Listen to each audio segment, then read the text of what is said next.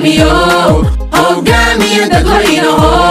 هدالنا هروسعو هيردوغلي هرابيا لي شعبي كو هوغاميو horseedkuna yuu qaldamin. munaasabad ballaaran oo lagu soo dhaweynayay gudoomiyaha maamul goboleedka baarlamaanka Soomaaliyeed ee Hirshabelle Dr. Cabdixakiin Luqmaan oo booqasho ku joogay maalmahan dalka Ingiriiska ayaa waxay ka dhacday hoolka shirarka ee Royal Maha ee xaafadda Tooting ee magaalada London. munaasabadan waxaa ka soo qayb galay aqoon-yahano waxgarad mas'uuliyiin xildhibaano wasiiro hore konsulka Soomaaliya u fadhiya dalkani Britain mas'uuliyiin ka socda safaaradda Soomaaliya ee dalkani Britain haween aqoon-yahano iyo qaybaha kala duwan ee jaaliyadda Soomaaliyeed ku dhaqan magaalada London ina waaxigeeda. gudoomiyaha baarlamaanka Hirshabelle Dr. Cabdixakiin Luqmaan ayaa waxa uu uga mahad celiyay jaaliyadda Soomaaliyeed ku dhaqan magaalada London sida diiran ay u soo dhaweeyeen isagoo ka warbixiyay xaaladda guud ee dalka iyo midda Hirshabelle. isla markaana waxa uu tilmaamay in jaaliyadda Soomaaliyeed ku dhaqan dalkani Britain loo baahan yahay inay horseed u noqdaan horumarinta dalka Soomaaliya iyo deegaanada Hirshabelle ayna maalgelin ku sameystaan dalkoodii hooyo. qaar ka mid ah mas'uuliyiintii waxgaradkii cuqaashi madasha ka hadlay waxa hadaladoodii ka mid ahaa waxaanu mahad celinayaa oo aan marka hore ku salaamayaa salaanta islaamka oo ah assalaamu alaykum warahmatullahi wabarakaatuh madaxda sare ee isugu jiro wasiiro iyo xildhibaano iyo mas'uuliyiinta sare ee safaaradda Soomaaliyeed ee dhabarkayga fadhiya dad akhyaar ah iyo gabdho qurux badan oo sharaf badan oo agtayda iyo jaaliyadda qiimo ku leh waxaan rabaa inaan ku salaamo salaanta ugu weyn maanan iloobin fanaaniinta sharafta badan ee caanka ah iyo DJ Maclow iyo dad badan halkaan magacoodan ku xusi karin ee runtii laba dhabar u ah jaaliyadda Soomaaliyeed ee UK. waxaan rabaa inaan xuso farxadda iyo wanaag aan u hayo shakhsiyaad magacooda halkaan ku soo koobi karin laakiin dad yar aan ka soo koobayo ugu horeeyo walaalkay saaxiibkay Ismaan Xooshay walaalkay saaxiibkay nabadoon qoor faaraxay oo asagana walaalkay rasmi ah iyo gabdho badan iyo rag badan halkaan aan ku soo koobi karin oo aan aad u jecelahay inaan si qalbi ah aan ku iraahdo waad mahadsantihiin. waxaan rabaa inaan tabliiq yar ka bixiyo ama taqliid ama detail yar ka bixiyo intaanan arrintan gudoomiyaha ka hadlin. gadaashayda waxaad ka arkaysaan madaxweynaha dowladda federaalka Soomaaliya sawirkiisa mudane Xasan Sheekh Dr. Xasan Sheekh Maxamuud oo labis ciidan waxaad arki jirtay xafladii naga horreeyay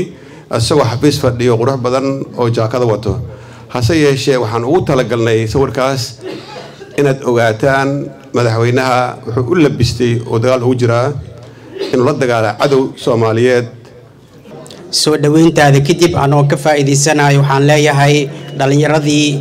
iyagana sidoo kale isboortiga oo soo gaaray finaalka iyagana halkan ayaan ugu hambalyeynaa. macnaha waxaan fahmi kartay marka Hirshabelle iyo Galmudug in hal cid yihiin hal family waay واسكجا سكيان ما من قبائل لا واسكجا سكيان وين سكيان وين سأجيهين سيهدد سكرين عفديان وين هو سكيان إن هذا علينا مدحوينها جمهورية فدرال كصوماليا دكتور حسن شيخ محمود إياه وزير كيس كواد رئيس الوزراء حكومة فدرال كا يقوليه وزير رضا حمزة عبد البر دمان مدحدا معمل قبليليدا ugu horeeyo علي بود لاوي الرحمن الرحيم الحمد لله رب العالمين قدوميها برلمان هيرشبelle قدومي كحجانك برلمان كجلمدوك وزير كان عاد وجعلنا ولا شقين جري عبد الولي ما شاء الله مدحدا دنو هل كان جوجتو golaha baarlamaanka golaha wasiirada qaranka dadka nala jooga dhamaantiin odayaashii waxgaradka iyo gabdhaha iyo fanaaniinta dhanka maxayto social media dhamaantiin waxaan idinku salaamaa salaanta islaamka assalaamu calaykum waraxmatullaahi wabarakaatuh waxaan jeclaan lahaa inaad iga gaarsiisid reer Turkey galbeedka Hiiraan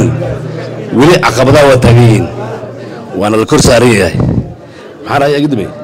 شباب منسوقس وأنا الكرسي أريه هاي شباب قبيل بيدولان كتاي دولان بيقرن كانوا كتاي دل بيجي عم كتاي ضد كي جماعة كتاي شعب كنا هات ودري خالص بيدرجو ويهنا جديجا قلبت كيران وكجابية runtii safaaradda Soomaaliyeed oo markii ugu horeysay dalkan laga furay aad garanaysaan qiimaha ay noogu fadhido hadaan nahay jaaliyadda Ingiriiska loogana baahan yahay runtii jaaliyadda Ingiriiska runtii inay safaaradda si mug leh oo Soomaaliyeysan ay ula shaqeyso waa soo jeedinaya anigoo ku hadlaya magaca gudoomiyaha baarlamaanka federaalka Soomaaliya goboleedka Hirshabeelle soo dhawo gudoomiyaha baarlamaan waxaan kaloo leenahay madaxweynaha dowlad goboleedka Hirshabeelle hambalyan leenahay cali gudlaawe yaarana inta dadka qabiil iyo laga dhigi lahaa waxaan only waa banooni Hirshabeellena waa garabkeena waa walaalaheen galmudugna waa walaalaheen kaalinta labaad maadaama ay Hirshabeelle gashayna wiilasha waxaan leeyahay Hirshabeelle hambalyo wiilasha galmudugna waxaan leeyahay intaas ka bacdi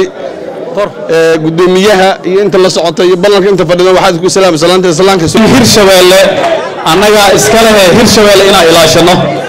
hay'ad maalinta Hirshabeelle dhidibada loo taagay ayada israbin ayaa dhidibada loo taagay maantana waxaan aaminsanahay in meel fiican ay taagan tahay xafladda soo dhaweynta gudoomiyaheena Hirshabeelle Luqmaan gudoomiye ku soo dhawow London waxaan kaloo soo dhaweynayaa gudoomiye ku-xigeenka Galmudug Fatima dhawaantiin waa mahadsantiin waxaan ahay xildhibaanad ka mid ah xildhibaanada Hirshabeelle waxaana ka soo jeedaa degmada Hiiraan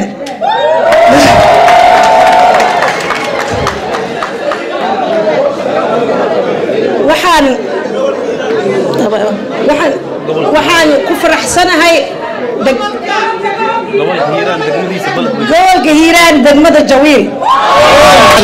madaxweyne dowlad goboleedka Hirshabeelle dhidibada loo taagay asagoo waliba baarlamaankii iyo madaxweynihii iyo ogolihii wasiirada iyo doorashadii aan hal maalin ka tagin dowlad goboleedka kale waa naga wada tageen hal maalin galmudug ma tagin ayagoo habeenkaas ay guul ahayd ayagoo mataaneed in wiil mataan ah walaalkooda u dhashay marka waxay tusaysaa dadka marka kala tilmaamay galmudug iyo Hirshabeelle